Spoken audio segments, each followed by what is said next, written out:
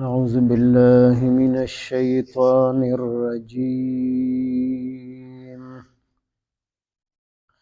بسم الله الرحمن الرحيم.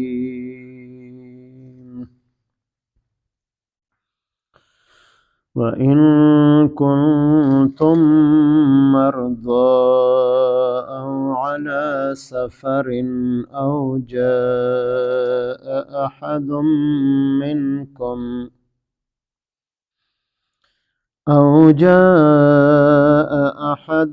منكم من الغائط أو لامستم النساء فلم تجدوا ماء فتيمموا صعيدا طيبا فامسحوا بوجوهكم وأيديكم منه ما يريد الله ليجعل عليكم من حرج ولكن يريد ليطهركم وليتم نعمته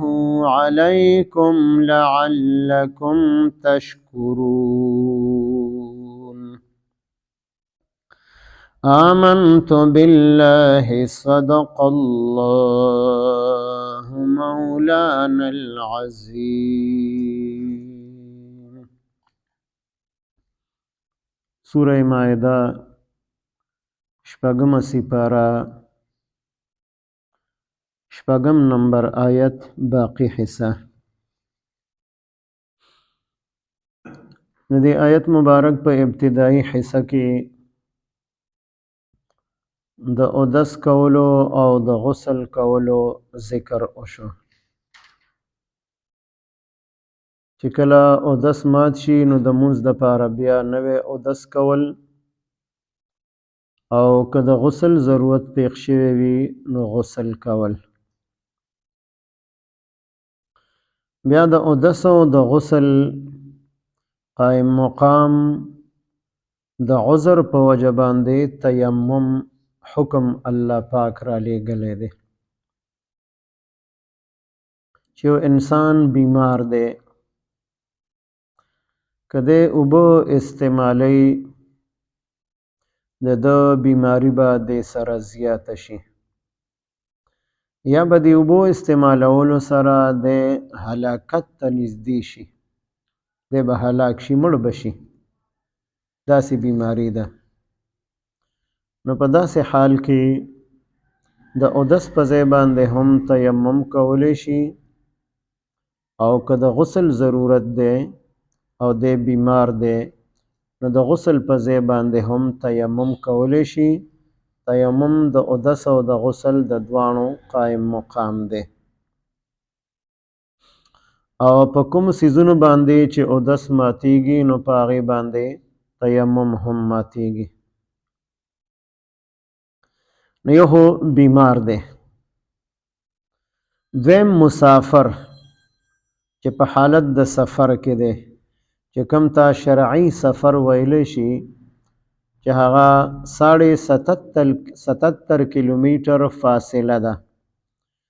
په دغه نیت باندې چې یک طرفه فاصله دومره جوړیږي، دی د کور نه روانیږي او کوم ځای ته د تللو اراده ده، د ده د روانېدو د ځای او کوم ځای ته اراده ده، د هغې په منځ کې کم از کم 77 کیلومیټر فاصله وي، نو ده ته مسافر ویلی شي او دې ته شرعي سفر ویلی شي. که دې نه مقدار کم وي نو بیا د شرعاً مسافر نه دی، او که د دې نه زیات هم وي بیا هم مسافر دی. بیا کوم ځای ته لاړو او هغه ځای کې د ده د 15 ورځو د پاتې کېدو اراده وي نو بیا هم دی مسافر نه دی. او که د 15 ورځو نه کم قیام اراده ده نو بیا دی به هغه ځای کې مسافر شمار کېږي. اوس حالت د سفر دی او د اودس ضرورت دی یا د غسل ضرورت دی، خو اوبه نشته دی، اوبه نه میلاویږي. یا دومره اوبه دي چې هغه د د څښلو دپاره کافي کېږي. که دی په هغې باندې اودس وکړي نو بیا د څښلو اوبه ورته نه میلاوېږي، بیا به تکلیف میلاوېږي. نو په داسې حال کې هم چې دی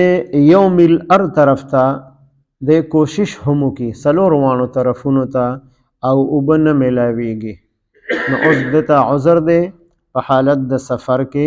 نو دی د اودس په ځای باندې هم تیمم کولی شي او دی د غسل په ځای باندې هم تیمم کولی شي. بیا اودس په کوم څیزونو باندې ماتیږي نو د هغې ذکر هم کړی دی چې تاسو کې یو کس د وړو بولو نه فارغ شو یا د لویو بولو نه فارغ شو، د اودس ضرورت دی، اودس مات شوی دی سره، نو په دې کې دی تیمم کولی شي. یا د غسل ضرورت ورته پیښ شوی دی، خپلې بیبي ته نږدې شوی دی یا د هغې نه بغیر په د باندې غسل لازم شوی دی او اوبه ورته میلاویږي نه، یا دی بیمار دی او د اوبو په استعمال باندې قادر نه دی، قدرت او طاقت نشته دی، نو بیا د تیمم حکم دی. او تیمم کې 3 خبرې دا ضروری دي چې هغې ته ارکان د تیمم ویلی شي یا فرض د تیمم ورته هم ویلی شي. څنګه چې موږ اودس کې ویلي چار اندام کې چې 4 فرض دي: مخ وینځل، دواړه لاسونه سره د څنګلو وینځل، د سر د 4مې حصې مسح کول او خپې سره د ګیټو وینځل. بیا هم د غسل 3 فرض ویلیو چې یو په خوله کې اوبه اچول، دویم په پوزه کې اوبه اچول او دریم ټول بدن لمدول. دا د غسل 3 فرض وو. نو دغه شان په تیمم کې هم 3 فرض دي چې یو په هغې کې نیت دی چې هغه اصل نیت هغه د زړه دی. څنګه چې مونځ کې نیت فرض دی د زړه نیت، نو دغه شان په تیمم کې هم نیت دا فرض دی. په اودس کې او په غسل کې نیت فرض نه دی. بغیر د نیته که د چارندام اندامونه د یو کس لامده شو یا اوبو کې غوپه ووهله ټول بدن لون شو، نو د غسل هم کېږي او د اودس هم کېږي. البته غسل که فرض غسل دی په د باندې، نو خوله او پوزه کې به ورسره اوبه اچوي، دغه پکې لازم دی. او په اودس کې دغه دواړه سنت دي. نو که خولې هسې کنګاله کړل او پوزه کې مو واچولې او مثلا باران وشو په د باندې او د اودس اندامونه لامده شو، نو بغیر د نیت کولو نه یا د غسل وکړو په هغې کې د اودس نیت یې نه دی کړی، هم اودس یې وشو. خو په تیمم کې نیت د تیمم کولو دا فرض دی او اصل نیت د زړه دی چې د نیت وي چې زه دا تیمم د څه دپاره کومه، د مونځ دپاره کوم، د جنازې دپاره، د تلاوت دپاره. نو دغه نیت د کافي دی چې په زړه کې دا خبره وکړه، او که په خولې باندې ویل نو هم ښه خبره ده. نو یو خو نیت شو په تیمم کې. دویم په دې کې 2 ضربونه دي. ضرب معنی د وهل، چې دا دواړه لاسونه په ځمکه باندې یا د ځمکې د جنس نه کم څیز دی، نو په هغې باندې دا دواړه لاسونه یې داسې کېښودل، دا یو ضرب شو. نو دا به راواخلي چې په هغې باندې ګرد او غبار موجود وي، کم څیز باندې دی تیمم کوي، نو چې په هغې باندې کم از کم څه نه څه دوړه موجود وي چې د لاسونو پورې څه نه څه دوړه اونښلي. نو په دې کې بیا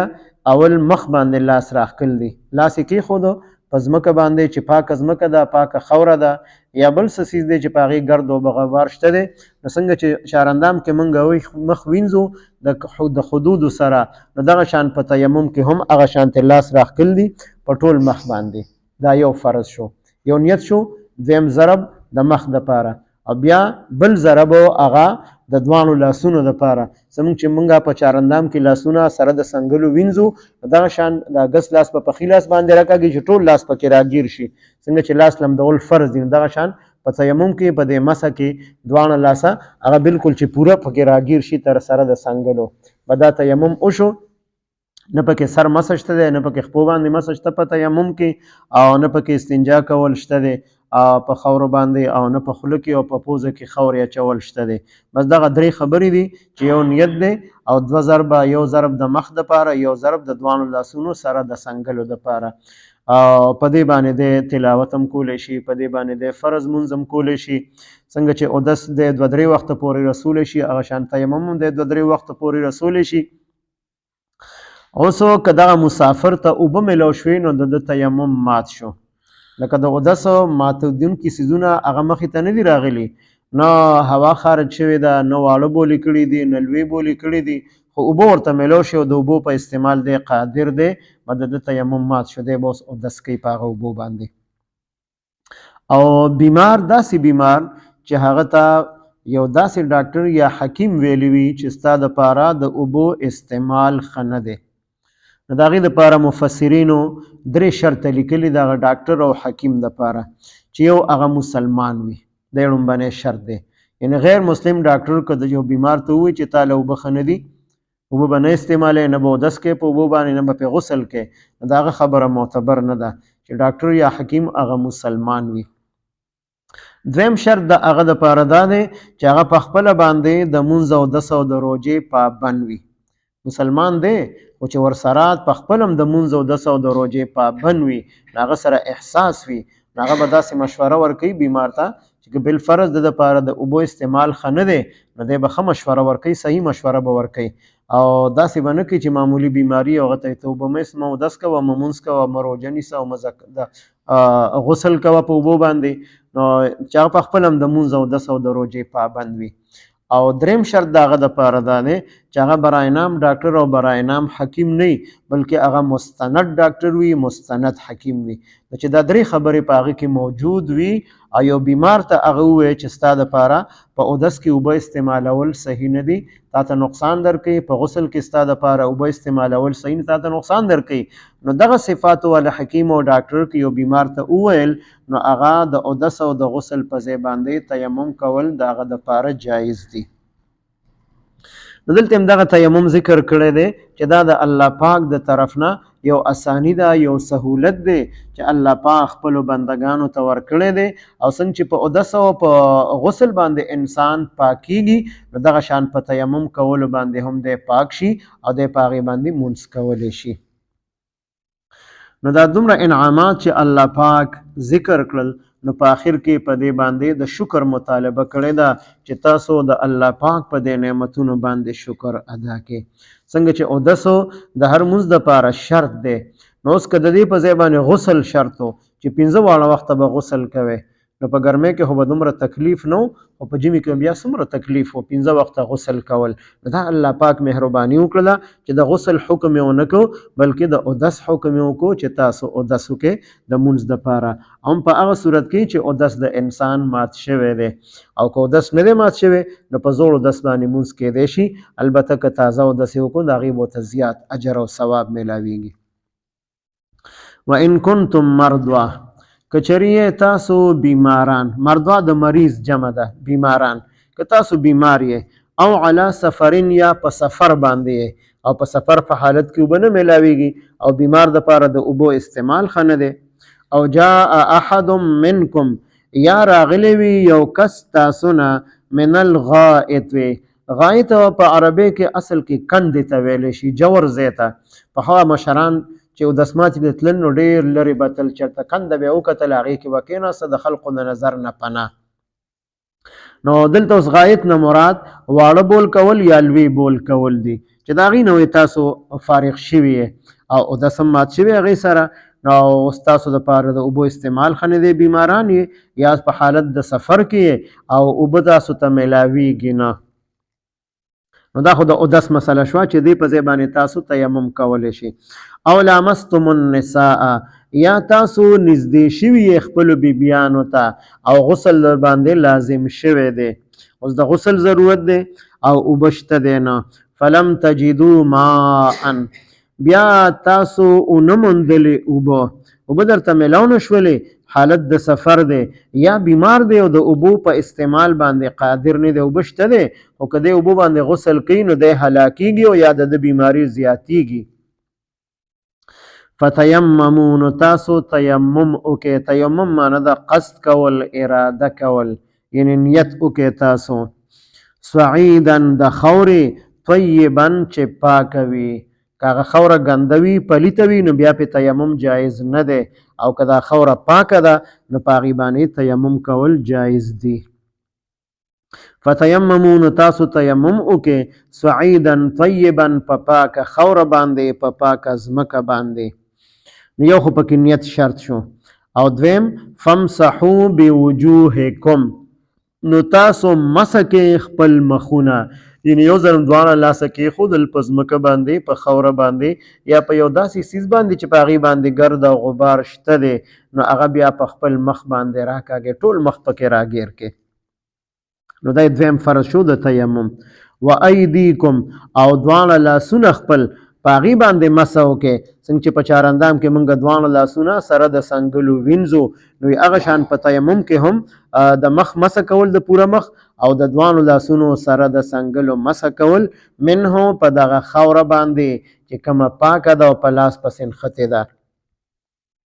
نو دا درې فرض د تیمم ذکر شو. ما یرید الله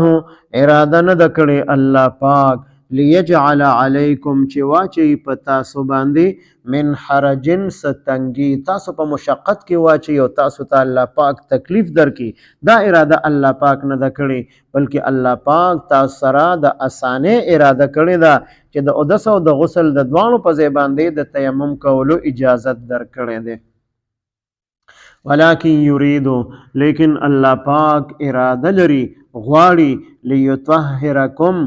دا چې تاسو پاک او صفا کی په دې تیمم باندې، څنګه چې اودس سره طهارت او پاکي حاصلېږي، غسل سره حاصلېږي، نو دغه شان د هغې قایم مقام تیمم کول دي، نو هغې سره هم طهارت او پاکي حاصلېږي، هغه هم د مونځ دپاره او دغه شان د قرآن مجید د تلاوت دپاره چې کوم څیزونو دپاره اودس ضروري دی یا غسل ضروري دی، نو هغې باندې تیمم هغه د هغې قایم مقام دی، په هغې باندې هغه ټول کارونه کولی شي. ولیتم نعمته او د پاره د دې چې الله پاک پوره کړي نعمت خپل علیکم په تاسو باندې، نو دا هم د الله نعمت دی چې د اودس او د غسل په ځای باندې د تیمم اجازت یې کړی دی او انسان په تنګۍ کې او په مشقت کې نه دی اچولی.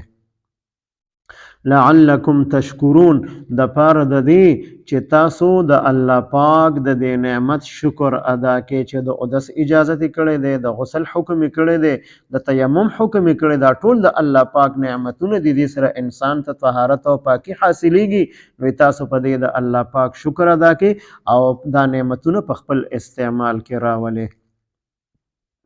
وَإِن كُنتُم مَرْضَىٰ کچرې تاسو بیمار یې او علی سفرین یا په حالت د سفر کې